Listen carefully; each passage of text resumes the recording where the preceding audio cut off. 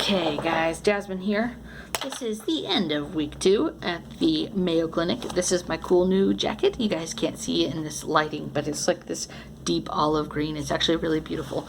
Anyhow, so end of week 2. What did we do this whole week? I feel like all I did was run around ragged.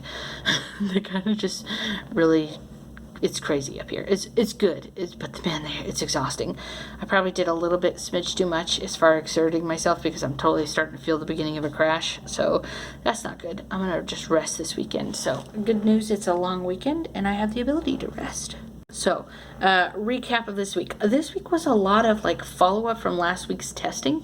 The consultations with the doctors, talking about results, ordering new tests and stuff like that, kind of seeing what direction we want to go in pursuing this. And so the balance testing, that was a little, I read through their notes, I was a little miffed at some parts of it, but essentially they said, we'll do the balance testing, but then we can't do the stuff that's standing up because you're in a wheelchair, which is cool, that makes sense. But my symptoms of dizziness is when I'm standing up, so I told them this in advance that it wouldn't show anything when I'm sitting. So when they wrote up their case notes, they basically said she's got depression and anxiety, and that could be fueling the persistent dizziness, but headache dizziness can't be ruled out either because I get migraines regularly and headaches. So it was just a weird write-up, and I was a little miffed, but yeah, whatever. Ultimately, they said a referral to the, like their balance clinic would be needed, and that I can't do that until I come back for the standing portion. So if I'm still dizzy then, they'll see it, and it's not a big deal. And so I need to not be so defensive. Let's see, what else did we do this week? We did really good optic nerve pictures. They are sending those and doing a consultation with a neurosurgeon to see if the pineal cyst that they found that was quite large, if that's really playing a role into whether or not that's messing with my vision changes and stuff like that, because they found it is not my prescription. And so that was cool that they were able to narrow in that it wasn't the prescription itself. Ultimately, I don't have the rest of the results from that though, so we're waiting for the rest of that consultation to pan out. Let's see, what else did we do? Nephrology ordered another urine analysis because I'm having some awesome catheter, UTI, whatever crap go on.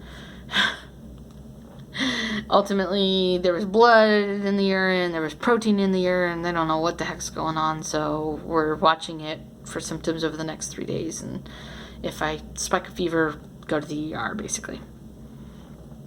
Okay, I'm going home this weekend. I haven't been home to see my kids in 6.5 weeks. I'm going home. The catheter's just gonna have to take a back seat, okay? Let's see, what else? Oh, the MRI this week. That was important. So the MRI came back abnormally normal, which is awesome because nothing about me is normal. So, let's see. Basically, they said that there was no spinal cord compression, there was no abnormal cord signal, and that the central canal wasn't compromised. So those were the important things. In that sense, it was normal. The things that were not normal that they found, though, was multi-level disc bulging. They found that.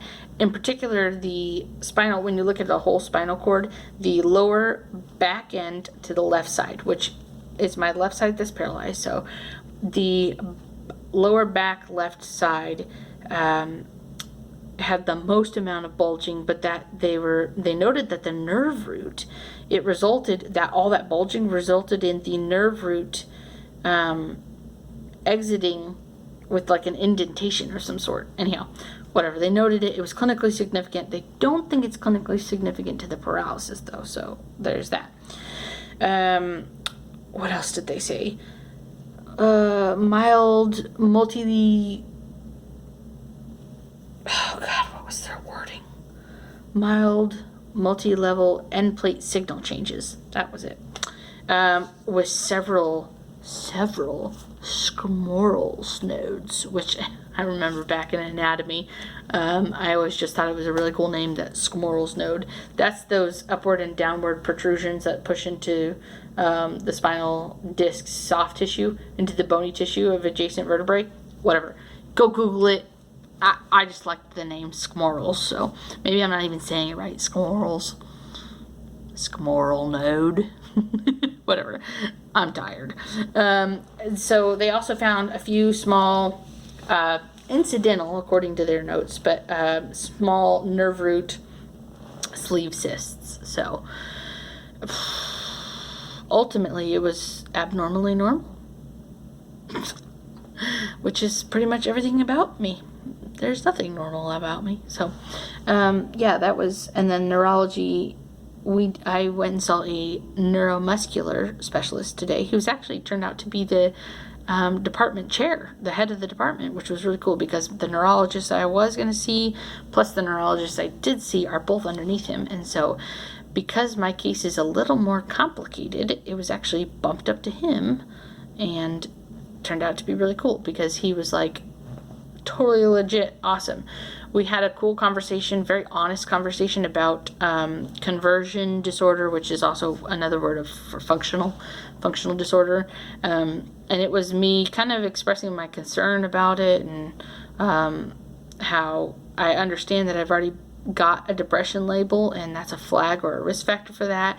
And he basically said, even if you did have depression, even if you had depression, anxiety, and all the other flags, we would still try and rule out everything medically possible first. And he said that we just aren't there right now. We're not going to call it that because essentially we have way more tests to run and still more answers to find, and that even if it is that, it's not the end of the world. So we had a really cool, honest conversation about it, and he really listened in terms of what I was saying about my fears or anxieties about that particular diagnosis. And he was like, yeah, it was really cool conversation between him and I.